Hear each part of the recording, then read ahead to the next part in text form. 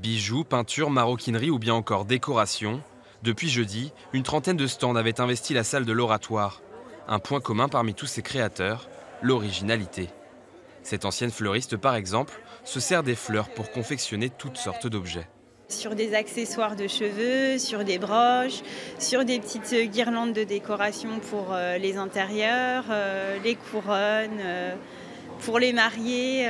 Voilà, ça va vraiment à l'infini, selon la créativité. En plus de cette créativité, l'accent est aussi mis sur le local.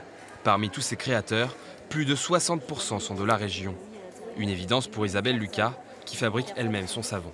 C'est facile de faire du savon en fait dans la base et je pourrais travailler avec de l'huile de palme ou de l'huile d'argan, mais c'est franchement pas ma culture.